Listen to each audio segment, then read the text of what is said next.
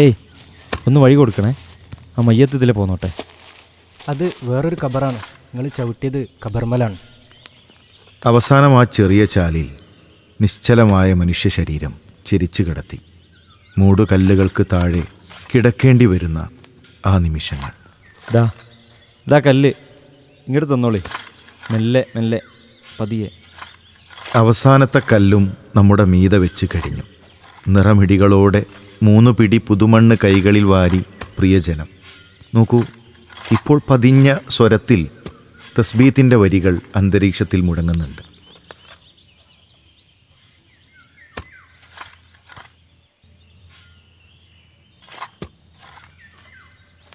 ഇനി ഇരുട്ടാണ് ഖബറിൽ, കൂരിരുട്ട്. ആ ഇരുട്ടിൽ 3 കഷ്ണം തുണികളിൽ പൊതിഞ്ഞുള്ള കിടത്തം. പ്രിയപ്പെട്ടവർ പോയിട്ടില്ല. അവർ ഖബറിനരികിൽ തന്നെ നിൽപ്പാണ്. പക്ഷേ എത്ര നേരം അവർ കാത്തു നിൽക്കും? നമസ്കരിച്ചവരിൽ പകുതി പേരാണ് ഖബറിനരികിലേക്കെത്തിയത്. പലരും വന്നതേയില്ല. അവരുടെ കടയിൽ ആളില്ലാന്ന്. ചിലർ ശ്രമിച്ചു എന്ന്, പക്ഷേ എത്തിയില്ല. ഓരോരുത്തരായി പോയിക്കൊണ്ടേയിരിക്കുന്നു. എല്ലാവരും തിരക്കിലല്ലേ? തിരക്കില്ലാത്തത് ഇനി നിനക്ക് മാത്രമാണ്.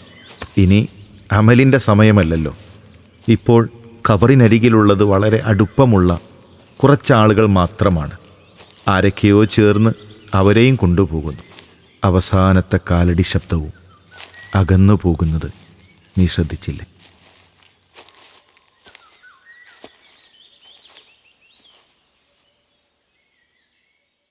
ഇനി പുറത്തുനിന്ന് ഒരു ശബ്ദവും കേൾക്കുകയില്ല.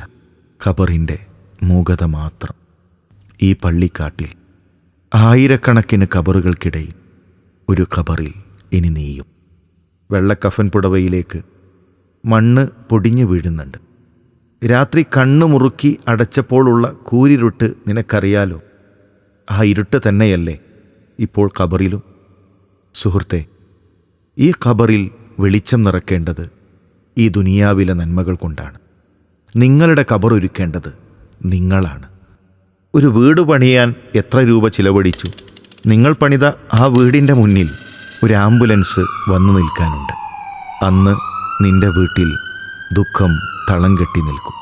പ്രിയപ്പെട്ടവർ നോക്കി നിൽക്കെ മയ്യത്ത് കട്ടിലിലേറി ആരോടും യാത്ര ചോദിക്കാതെ നീ ഖബറെന്ന വീട്ടിലേക്ക് യാത്ര തിരിക്കും. ആ വീടിനായി വല്ലതും സമ്പാദിച്ചിട്ടുണ്ടോ?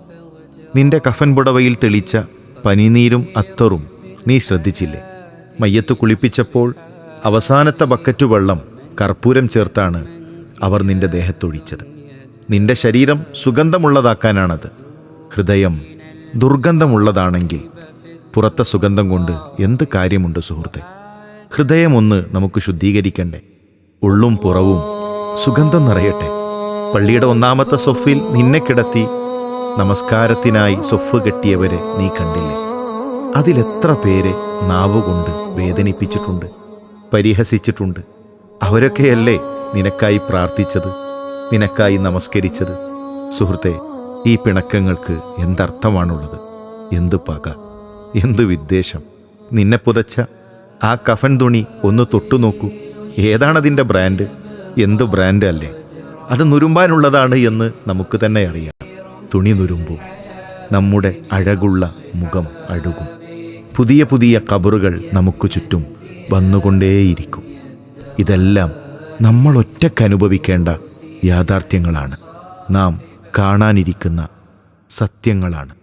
أعوذ بالله من الشيطان الرجيم بسم الله الرحمن الرحيم ألهاكم التكاثر حتى زرتم المقابر كلا سوف تعلمون ثم كلا سوف تعلمون كلا لو تعلمون علم اليقين